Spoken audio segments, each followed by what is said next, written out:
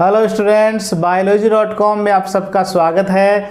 आज हम कक्षा 10 का लेसन 3 चैप्टर 3 जो है जेनेटिक्स या आनुवांशिकी वो पढ़ने वाले हैं। राजस्थान बोर्ड के एग्ज़ाम्स में इससे 4 मार्क्स के नंबर आते हैं और 4 नंबर आपके लिए बहुत महत्वपूर्ण होते हैं। ये पार्ट बहुत आसान भी है और समझना भी इसमें ज़्यादा है, बस आपको ध्यान से समझना है प्रत्येक बिंदु को।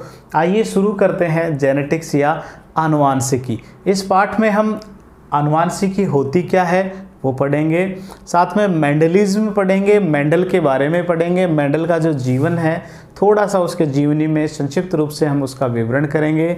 इसके बाद में मेंडल से संबंधित जो एक्सपेरिमेंट्स थे मटर के उनके बारे में चर्चा करेंगे और उस जेनेटिक्स से संबंधित कुछ परिभाषाएं आती है, उन परिभाषाओं को लेते हुए मेंडल के जो दिए गए जो नियम है, जो आनुवांशिकता के जो प्रमुख नियम है, उन नियमों को और डिस्कस करेंगे। आगामी जो 2 वीडियो और हैं उसमें हम आनुवांशिकी को एक एक करके क्रम में ख़त्म करेंगे। आज के इस वीडियो में हम सबसे पहले जेनेटिक्स की बात करेंगे कि ये जेनेटिक्स या आनुवांशिकी होती क्या है। उसके बाद में हम मेंडल का जो जीवन इतिहास है, थोड़ा उसका जो जीवनी है उस पर चर्चा करेंगे। साथ ही साथ हम मेंडल के जो एक्सपेरिमेंट्स में जो मटर के पौधे हैं और उसके लिए क्या क्या उसने एक्सपेरिमेंट किए उन पर हम डिस्कस करने वाले हैं। सबसे पहले बात करते हैं आनुवांशिकी या जेनेटिक्स होती क्या है। देखो, आनुवांशिकी या जो जेनेटिक्स, आज ये जो वर्ड आप देख रहे हो, ये जो शब्द है ये बैटसन नामक वैज्ञानिक ने दिया था। ये जो शब्द आप देख रहे हो जेनेटिक्स, ये शब्द बैटसन ने दिया। किसने दिया? बैटसन ने ये शब्द दिया था जेनेटिक्स। और आप सन याद करना चाहें तो कर लें, ये 1905 में ये शब्द जेनेटिक्स दिया बैटसन ने। और बैटसन जो साइंटिस्ट थे बड़े महत्वपूर्ण थे जेनेटिक्स के मामले में, इसलिए इन्हें फादर ऑफ मॉडर्न जेनेटिक्स कहते हैं। इन्हें फादर ऑफ मॉडर्न जेनेटिक्स, आधुनिक आनुवांशिकी के पिता, आधुनिक आनुवांशिक जेनेटिक्स, आधुनिक आनुवांशिकी के जनक, आधुनिक आनुवांशिकी के जनक इन्हें कहा जाता है। आधुनिक आनुवांशिकी के जनक कहते हैं बैटसन को। इन्होंने ही ये जो शब्द है जेनेटिक्स है ये दिया सन 1905 में। आओ अब इसकी परिभाषा समझते हैं कि जेनेटिक्स होती क्या है। तो इसकी परिभाषा में आपको 2 शब्द याद रखने हैं, बस उन 2 का अध्ययन जिसमें करते हैं वो ही जेनेटिक्स या आनुवांशिकी होती है। इसमें एक तो आनुवांशिकता, देखो आनुवांशिकी तो विज्ञान की शाखा है, आनुवांशिकता अलग चीज है। आनुवांशिकता, आनुवांशिकता को आप वंशागति भी कहा जाता है, वंशागति भी कह सकते हैं, वंशागति या इंग्लिश में हेरेडिटी। आनुवांशिकता और विभिन्नताएं, वेरिएशंस जो होती है, इन दोनों चीज़ों का अध्ययन विज्ञान की जिस शाखा में करते हैं उसे आनुवांशिकी या जेनेटिक्स कहते हैं। इन दोनों का अध्ययन करना, अध्ययन किस किस का करेंगे? आप वंशागति और विभिन्नताएं, वंशागति और विभिन्नताओं का अध्ययन विज्ञान की जिस शाखा में किया जाता है उसे ही आनुवांशिकी या जेनेटिक्स कहते हैं। आनुवांशिकी या जेनेटिक्स किसे कहते हैं? वंशागति और विभिन्नताओं का अध्ययन विज्ञान की जिस शाखा में करते हैं उसे ही आनुवांशिकी या जेनेटिक्स कहते हैं।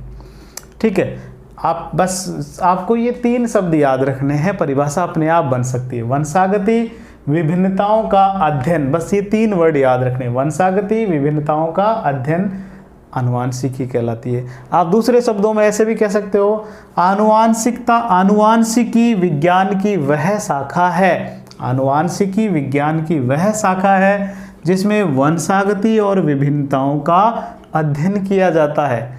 ठीक है, शब्द आपको सिर्फ ये 4 यूज करने हैं और परिभाषा बनानी है, बहुत आसान है। आप ऐसे कह सकते हो कि वंशागति और विभिन्नताओं का अध्ययन विज्ञान की जिस शाखा में किया जाता है उसे आनुवांशिकी कहते हैं। या यहाँ से शुरू कर सकते हो, आनुवांशिकी विज्ञान की वह शाखा है जिसमें वंशागति और विभिन्नताओं का अध्ययन किया जा सकता है। शब्द आपको यूज करने हैं ये 4, परिभाषा बन जाएगी एकदम आसान तरीके से। ठीक है, तो आनुवांशिकी विज्ञान की वह शाखा है जिसमें वंशागति और विभिन्नताओं का अध्ययन किया जाता है। अब फिर समझना यहाँ फिर ये है कि वंशागति क्या होती है और विभिन्नताएं क्या होती है। वंशागति हेरेडिटी क्या होती है और वेरिएशंस विभिन्नताएं क्या होती है। तो देखो, आपने सुना होगा घर परिवार में आए दिन हम ऐसा अपने ये बातें सुनते हैं कि ये लड़का तो अपने मम्मी को गया है, या अपने पापा जैसे हैं, इसकी नाक अपनी दादी जैसी है, या इसके दांत तो इसके भाई जैसे ही हैं। या आपने कभी ऐसा भी सुना होगा कि इसका जो रंग है वो तो इसके माँ बाप दोनों को ही नहीं गए, इसकी तो दादी का ऐसा रंग था इसलिए इसका रंग भी ऐसा है। या किसी के बाल घुंघराले होते हैं तो उसके परिवार में अगर उसके घुंघराले हैं तो उसके आने वाली संतानों के बाल भी घुंघराले से ही होते हैं। तो ये जो लक्षण हैं इन्हें हम आनुवांशिक लक्षण कहते हैं। बहुत सारे, जैसे मनुष्य है, आपने कभी ऐसा सुना है क्या कि किसी जानवर के कोई दूसरा जानवर पैदा हो गया, या मनुष्य के कोई गाय का बच्चा जन्म ले रहा है? ऐसा कभी नहीं सुना, कभी होगा भी नहीं। हर एक वंश पीढ़ी जो है उसके बहुत सारे मुख्य लक्षण होते हैं, बहुत सारे मुख्य लक्षण होते हैं, और वो लक्षण जो है वो एक पीढ़ी से दूसरी पीढ़ी में जाते हैं। यानी कि हमारे माता पिता से हम में आए और हमसे हमारी संतानों में ये लक्षण जाने वाले हैं। इन लक्षणों को आनुवांशिक लक्षण कहते हैं। क्या कहते हैं? आनुवांशिक। जैसे रंग, हमारी त्वचा का रंग वो हमारे माता पिता जैसे थे, लगभग हमारा रंग भी ऐसा ही रहेगा और हमारी संतानों का रंग भी ऐसा ही होगा।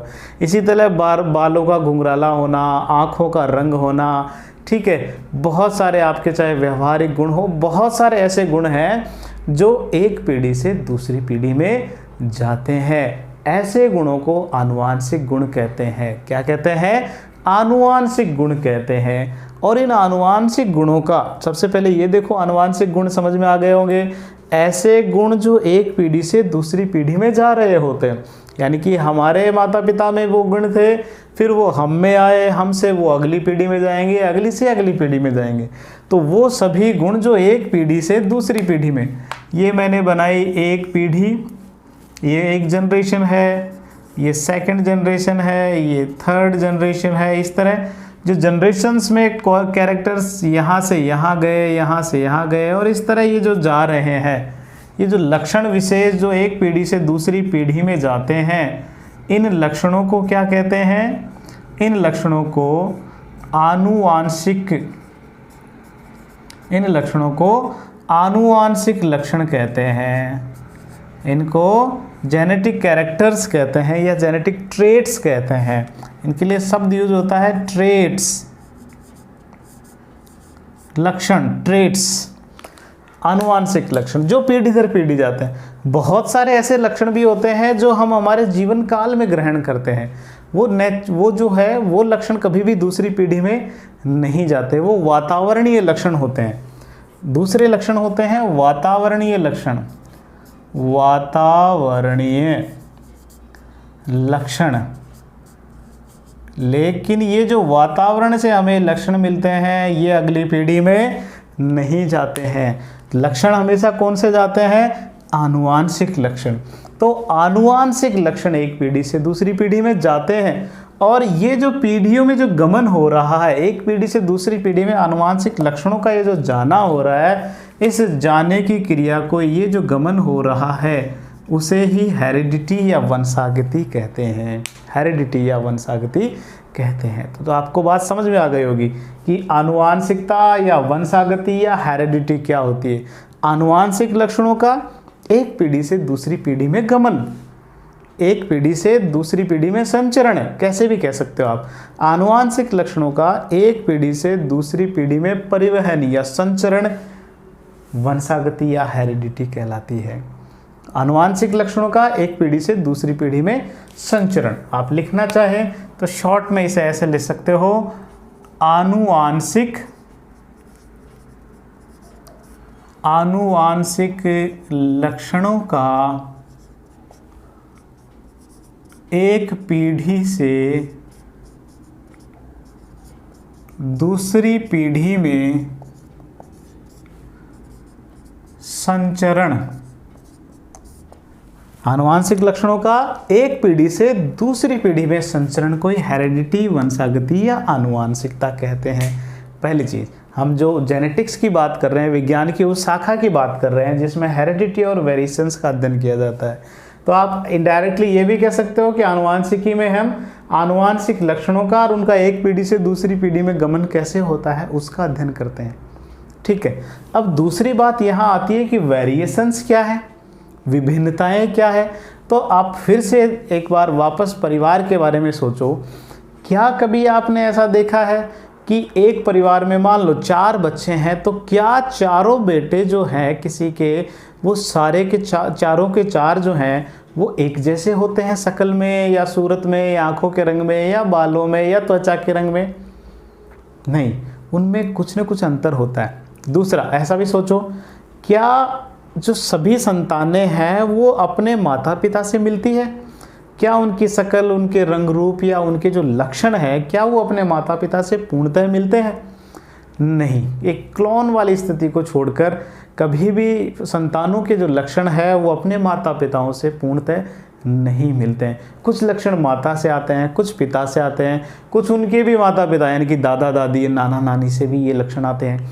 तो ऐसे में हर पीढ़ी में कुछ नए गुणों का समावेश होता है, यानी कि अब जो नई पीढ़ी है उसमें कुछ अलग गुण आते हैं, और ये जो अलग होना ही वेरिएशंस या विभिन्नताएं कहलाती। हर पीढ़ी में ये जो गुणों में विभिन्नताएं आती रहती है, गुणों में जो ये परिवर्तन आता है अपनी पूर्व पीढ़ी से, उस परिवर्तन को ही विभिन्नताएं या वेरिएशंस कहते हैं। नाम से भी जाहिर है विभिन्नताएं या वेरिएशंस क्या होती है। तो समझें इसे कैसे, क्या एक पीढ़ी और दो, या यूँ कहें 2 पीढ़ियां जो है, एक के बाद एक वाली 2 पीढ़ियां हैं, उनके जो लक्षणों में अंतर है और जो संतानें हैं उन संतानों में भी जो आपस में अंतर है, उस अंतर को, उस विभिन्नता को, उस विविधता को ही वेरिएशंस या विभिन्नताएं कहते हैं। ठीक है, ये विभिन्नताएं बनती कैसे है? ये विभिन्नताएं बनती हैं लैंगिक जनन के कारण। कौन से जनन के कारण? लैंगिक जनन। लैंगिक जनन के दौरान होता क्या है? युग्मक बनते हैं, और युग्मक बनते हैं अर्धसूत्री विभाजन से। किससे बनते हैं? अर्धसूत्री विभाजन से। अर्धसूत्री विभाजन से बने युग्मक, युग्मक 2 होते हैं, एक नर युग्मक होगा, एक मादा युग्मक होगी। नर युग्मक और मादा युग्मक, इन दोनों युग्मकों के संयोजन से भ्रूण का निर्माण होगा। और अर्धसूत्री विभाजन में एक बड़ा विशेष कार्य होता है। अर्धसूत्री विभाजन एक प्रकार का कोशिका विभाजन ही है। कोशिका डिवाइड करती है, 2 कोशिकाएं बनाती है और गुणसूत्रों की संख्या उसमें आधी हो जाती है। ठीक है, उस दौरान अर्धसूत्री विभाजन के दौरान जीन विनिमय की क्रिया होती है। क्या होता है? जीन विनिमय। ये बहुत महत्वपूर्ण चीज़ है, जीन विनिमय, जिसमें 2 गुणसूत्र जो होते हैं, ऐसे समझो, जीन विनिमय के दौरान 2 गुणसूत्रों में चीज़ों का आदान प्रदान, कुछ जीनों का, कुछ लक्षणों का, ये हमारा जीन लक्षणों का निर्धारण वाले जीन जो है उनका आदान प्रदान होता है। जैसे आप इसे एक गुणसूत्र समझे, एक गुणसूत्र इसे समझें।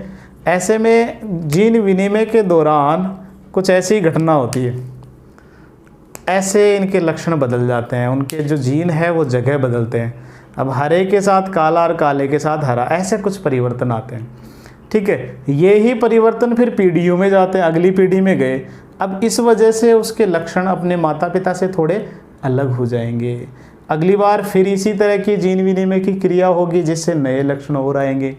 तो इस तरह हर पीढ़ी में ये जो युग्मकों के बनने के दौरान जीन विनिमय की क्रिया होती है, क्रॉसिंग ओवर, जीन विनिमय की क्रिया होती है, और इस क्रिया की वजह से नए लक्षणों का समावेश होता है पीढ़ियों में, और उन नए लक्षणों का बनना ही विभिन्नताएं कहलाती है। क्या कहलाती है? विभिन्नताएं, ये ही विभिन्नताएं करोड़ों वर्षों तक धीरे धीरे इकट्ठी होकर उस जाति में और नई जाति की ओर बढ़ती जाती, नई जातियों का उद्विकास भी होता है।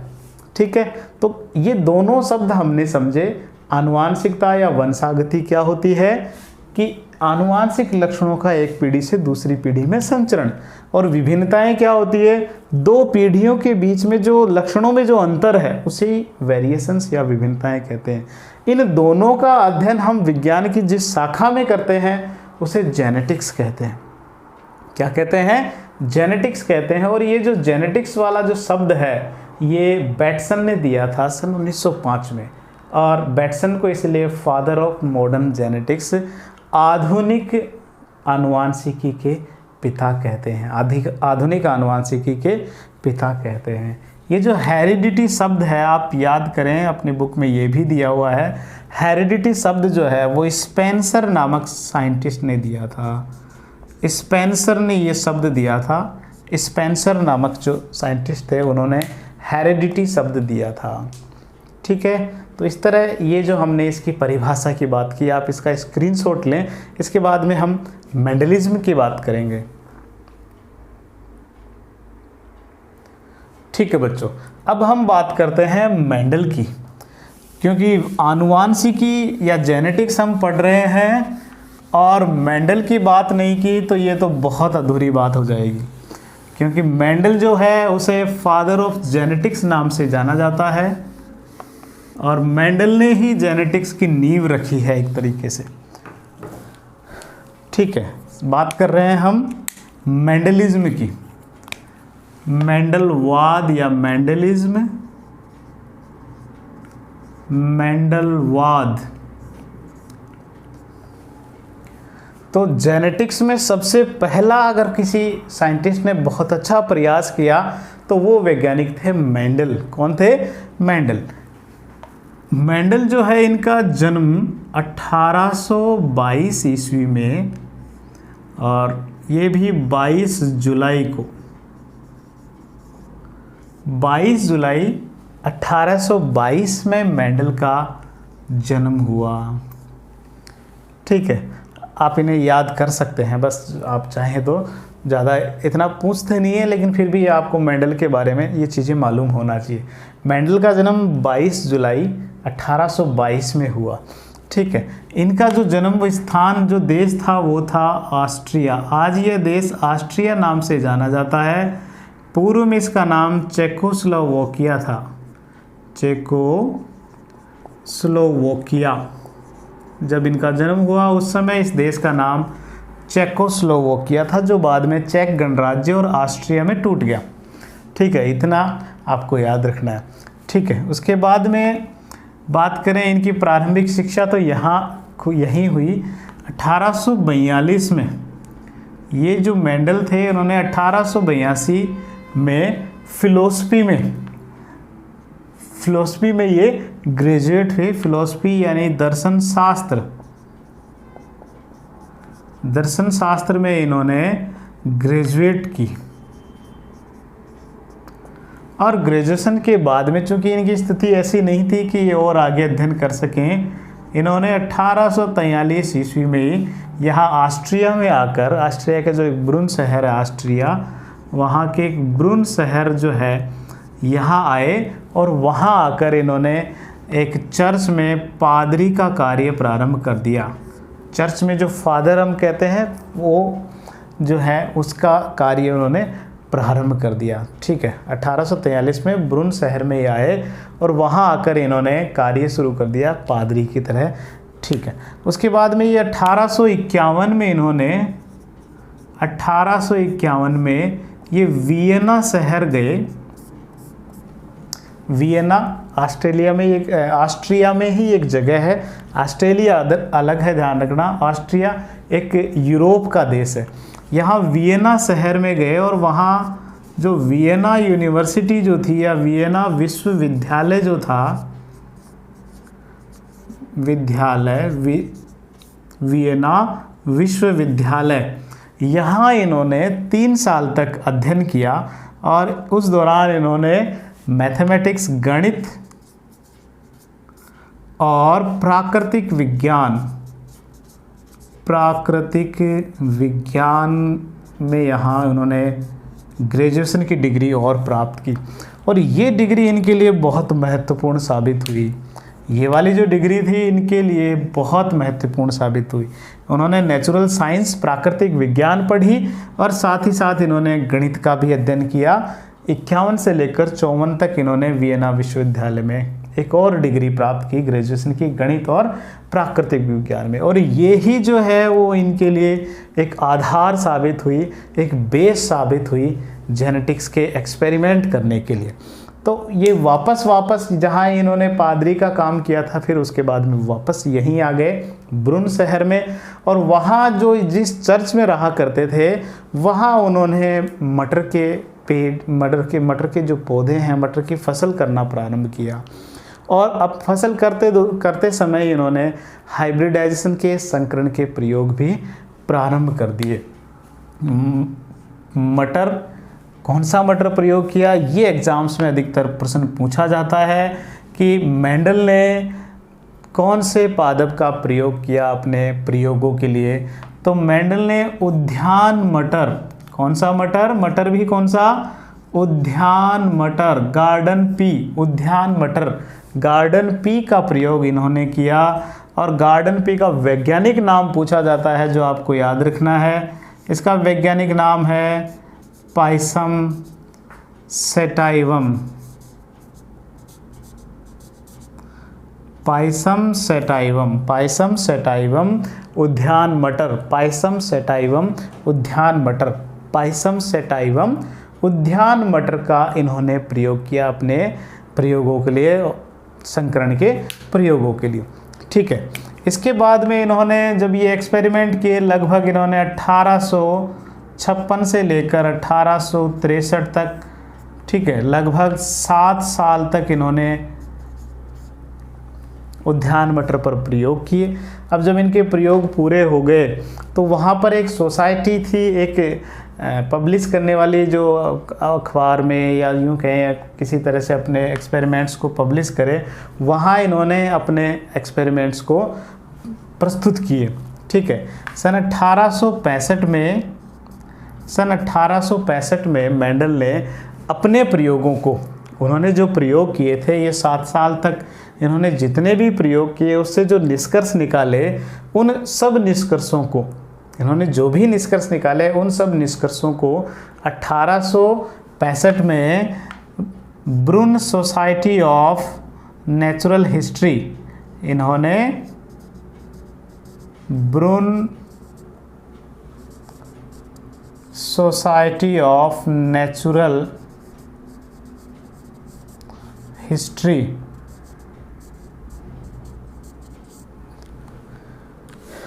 ठीक है, इस पब्लिकेशन के पास, अपने इस सोसाइटी के पास इन्होंने अपने प्रयोग प्रस्तुत किए। ठीक है, तो 1866 में ब्रुन सोसाइटी ऑफ नेचुरल हिस्ट्री ने इनके जो प्रयोग थे उसे अपनी वार्षिक पत्रिका में पब्लिश किया। और पब्लिश किस नाम से किया वो भी कई बार एग्जाम्स में पूछा जाता है। वो नाम था एक्सपेरिमेंट्स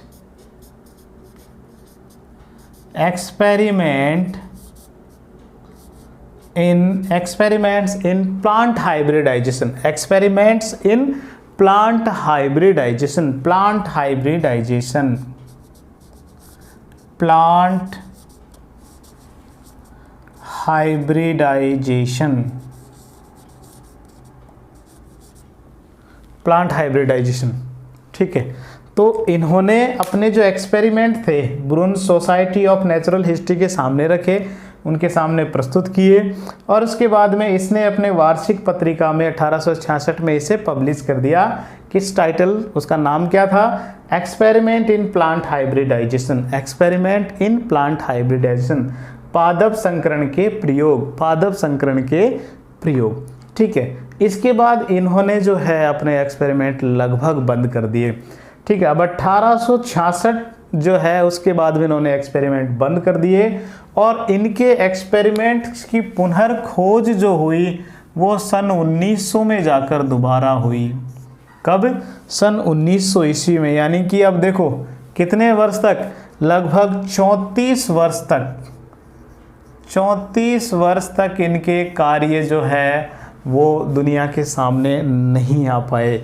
उस समय जो है ऐसी परिस्थितियां रही, कुछ मेंडल के जो एक्सपेरिमेंट्स थे वो कुछ गणितीय आधारित, गणित इनमें ज़्यादा थी इस वजह से, और साथ ही उस समय डार्विन के प्रयोग भी जो है कुछ ज़्यादा ही उस समय ज़्यादा प्रचलित थे। तो इस वजह से कुछ बायोलॉजिस्ट गणित से दूर रहते थे। इस वजह से मेंडल के जो नियम हैं, मेंडल ने जो एक्सपेरिमेंट्स किए वो दबे रहे।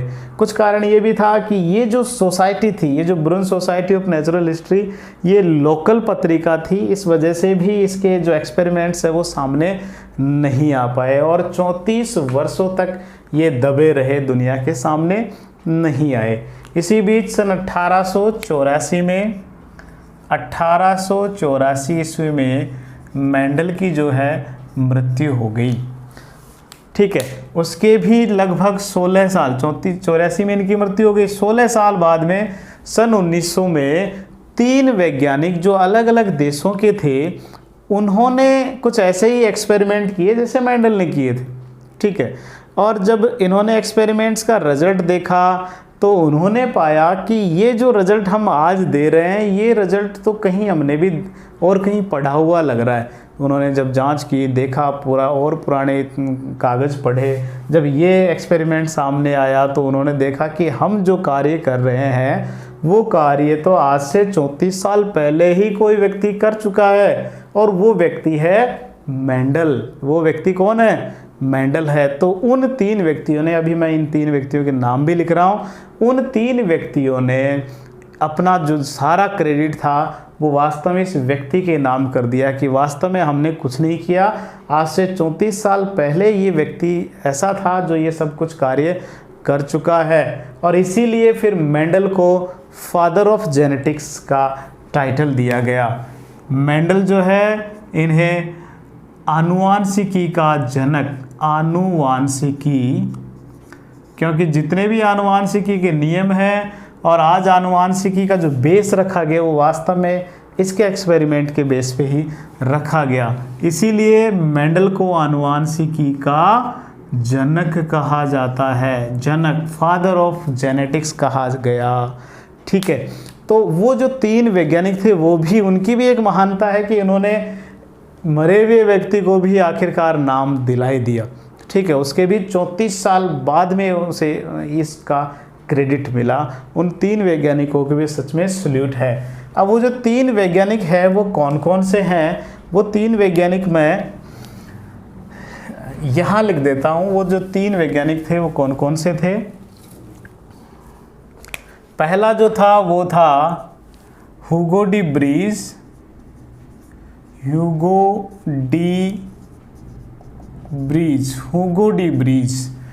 ठीक है, दूसरे थे कार्ल कोरेंस, और तीसरे थे वॉन शेरमार्क। ठीक है, Hugo de Vries, Carl Correns और von Tschermak. Hugo de Vries, Carl Correns और वॉन शेरमार्क, इन्होंने मेंडल के नियमों की पुनः खोज की, या मेंडलवाद की पुनर्खोज करता इन्हें माना जाता है। तो बहुत बार एग्जाम्स में सीधे सीधे प्रश्न आता है कि मेंडल के नियमों के, ये जो मेंडल के एक्सपेरिमेंट्स है, उन्हें उनकी पुनर्खोज करने वाले वैज्ञानिक कौन से थे। तो सन 1900 में इन्होंने खोजा था, और तीनों के नाम आपको याद रखने हैं, Hugo de Vries, Carl Correns और von Tschermak. Hugo de Vries, Carl Correns और वॉन शेरमार्क। ठीक है, एक जर्मनी के थे, एक ऑस्ट्रिया के थे। ठीक है, एक हॉलैंड के थे। ये हॉलैंड के थे, ये जर्मनी के हैं, और ये ऑस्ट्रिया के थे। ठीक है, आपको इनके नाम महत्वपूर्ण याद रखने हैं। ठीक है, तो इस तरह ये मेंडल की एक छोटा सा उसका इतिहास है जो आपको याद रखना है। पहली बात, मेंडल का जन्म 22 जुलाई 1822 में, जिसे आज चेकोस्लोवाकिया जो कहते हैं, वहाँ इनका जन्म हुआ था, ऑस्ट्रिया में इनका जन्म हुआ। 1842 में इन्होंने दर्शन शास्त्र में ग्रेजुएशन की। इसके बाद में अपनी आर्थिक स्थिति कमज़ोर होने की वजह से ब्रुन शहर आकर वहाँ पादरी का कार्य करने लगे। ठीक है। कुछ समय बाद में इन्होंने 1851 में वियना गए, वहाँ वियना विश्वविद्यालय में गणित और प्राकृतिक विज्ञान में ग्रेजुएशन प्राप्त किया। एक और ग्रेजुएट की डिग्री यहाँ इनको मिली और ये डिग्री इनके लिए बहुत ही गेम चेंजिंग प्रकार की रही, इनके लिए महत्वपूर्ण रही। इन्होंने अपने एक्सपेरिमेंट्स के लिए उद्यान मटर का चयन किया। बहुत महत्वपूर्ण लाइन है। इनका जो उद्यान मटर का जो वैज्ञानिक नाम है वो है पाइसम सेटाइवम, पाइसम सेटाइवम। फिर 1856 से लेकर 63 तक इन्होंने लगभग 7 वर्षों तक इस पर एक्सपेरिमेंट किया। 1865 में उसके बाद में अपने एक्सपेरिमेंट्स को ब्रून सोसाइटी ऑफ नेचुरल हिस्ट्री के समक्ष प्रस्तुत किए और इस सोसाइटी ने फिर 1866 में अपनी वार्षिक पत्रिका में, जो सालाना पत्रिका निकलती है, उसमें experiments in plant hybridisation title से उसे पब्लिश कर दिए, उसके एक्सपेरिमेंट्स को। उसके बाद मेंडल ने प्रयोग अपने लगभग स्थगित कर दिए। उसके बाद में इन्होंने ज़्यादा एक्सपेरिमेंट किए नहीं और लगभग 34 साल तक इनके कार्य दबे रहे, पब्लिक के सामने नहीं आ पाए। ठीक है। 1884 में फिर इनकी मृत्यु हो गई। फिर 34 वर्षों बाद Hugo de Vries, Carl Correns और वॉन शेरमार्क ने इनके नियमों की पुनर्खोज की। ये तीनों वैज्ञानिक अलग अलग रहते हुए कुछ ऐसे ही एक्सपेरिमेंट कर रहे थे, उनके रिजल्ट भी ऐसे ही आए और इन्होंने जब पता किया तो पता चला कि आज से 34 साल पहले ये कार्य कोई व्यक्ति कर चुका है। और इनके इस महान कार्य को ध्यान में रखते हुए मेंडल को आनुवांशिकी का जनक कहा गया। मेंडल को आनुवांशिकी का जनक, फादर ऑफ जेनेटिक्स कहा गया। ठीक है बच्चों, अब बात करते हैं मेंडल ने जो मटर के पौधे चुने, मटर का जो पौधा चुना, उद्यान मटर पाइसम सेटाइवम जो पौधा चुना, उस पौधे के चुनने के पीछे उनके क्या कारण थे और क्या फ़ायदे थे, वो भी आप साथ के साथ समझें। छोटी सी 2-3 बातें आपको याद रखनी है। मटर का जो पौधा होता है, मटर का जो पौधा होता है वो 1 वर्षीय होता है। कैसा होता है? 1 वर्षीय होता है। मतलब एक ऋतु में ही, 1 वर्षीय का मतलब ये नहीं है कि 1 साल के भीतर ये परिपक्व होता, नहीं, 1 ऋतु में ही इसकी फसल पूरी हो जाती है, 2-3 महीने में इसकी फसल पूरी हो जाती है। ऐसे में बहुत कम समय में अपने एक्सपेरिमेंट किए जा सकते थे। एक तो ये फ़ायदा हुआ। दूसरा, इसके लक्षण बड़े स्पष्ट नज़र आने वाले होते हैं। स्पष्ट लक्षण, जैसे पौधे की लंबाई है, पुष्प का रंग है, पुष्प की स्थिति, कलियों की स्थिति कहाँ है, इसकी फली का आकार, ठीक है, इसके बीज का आकार, ये ऐसे हैं लक्षण, ऐसे इन्होंने लिए जो स्पष्ट दिखते हैं। उन लक्षणों को लेते हुए इन्होंने प्रयोग किए, बड़ी आसानी से इस तरह वो प्रयोग कर पाए। अगली बात ये है कि ये जो मटर होता है ये द्विलिंगी पुष्प होता है। इसका पुष्प कैसा होता है? द्विलिंगी पुष्प होता है। मतलब इसके पुष्प में पुंकेसर भी पाए जाते हैं, जायांग भी पाए जाते हैं। ऐसे में इसको संकरण करने में कोई दिक्कत नहीं आई। उस पौधे में स्वपरागण भी पॉसिबल है आसानी से, और पर परागण भी बड़ी आसानी से करवाया जा सकता था। पुंकेसर को हटा के दूसरे पुष्प के परागण उस पर डालना बड़ा आसान कार्य था। ठीक है, तो ये कार्य जो है इस मटर के इस गुणों की वजह से ही आसानी से हो पाया। तो कई बार प्रश्न आता है, बहुत बार ऐसा प्रश्न आता है कि मटर के पौधे को ही क्यों चुना, मेंडल ने मटर के पौधे को ही क्यों चुना? तो उसके पीछे ये कारण थे। पहली बात, ये 1 वर्षीय पादप है, छोटे समय में ही, थोड़े समय में ही आसानी से इसके कई सारे एक्सपेरिमेंट किए जा सकते हैं। इसमें लक्षण बड़े स्पष्ट होते हैं जो हम आसानी से देख सकते हैं। इसके पुष्प द्विलिंगी होते हैं, द्विलिंगी होंगे तो उसमें स्वपरागण भी हो सकता है और पर परागण भी आसानी से करवाया जा सकता था। इसलिए मेंडल ने उद्यान मटर पाइसम सेटाइवम का ही प्रयोग किया, उसी को चुना। मेंडल के एक्सपेरिमेंट इसीलिए ज़्यादा सफल भी हो पाए कि उन्होंने ऐसी फसल चुनी कि जो कम समय में ही इनके एक्सपेरिमेंट्स को सफल बना रही थी। दूसरी बात ये भी थी कि मेंडल ने एक समय में एक लक्षण को लेते हुए प्रयोग किया, ऐसे नहीं कि 10-15 लक्षणों को एक साथ लिया और कन्फ्यूज हो गए। तीसरा, इन्होंने जब गणित का अध्ययन किया तो सांख्यिकी, स्टैटिक्स अच्छी समझी और सांख्यिकी का प्रयोग करके अनुपातों के रूप में उन्होंने अपने नियमों को दिया जो बड़े स्पष्ट रूप से इस चीज़ को समझाते थे। ठीक है, तो इस तरह मेंडल के एक्सपेरिमेंट्स बड़े ही प्रचलित रहे और उसी की देन है कि इन्हें आज हम आनुवांशिकी का जनक कहते हैं। ठीक है बच्चों, आज के लिए इतना ही। अगले वीडियो में हम इसकी जितनी भी परिभाषाएं हैं, जेनेटिक्स से संबंधित जितनी भी परिभाषाएं हैं, उन परिभाषाओं को डिस्कस करेंगे और आने वाले वीडियोस में हम मेंडल के एक्सपेरिमेंट्स और जेनेटिक्स का क्या महत्व है अपने दैनिक जीवन में, वो पढ़ने वाले हैं। जुड़े रहें इसी तरह biology.com के साथ और अपने ज्ञान में वृद्धि करते रहें। धन्यवाद।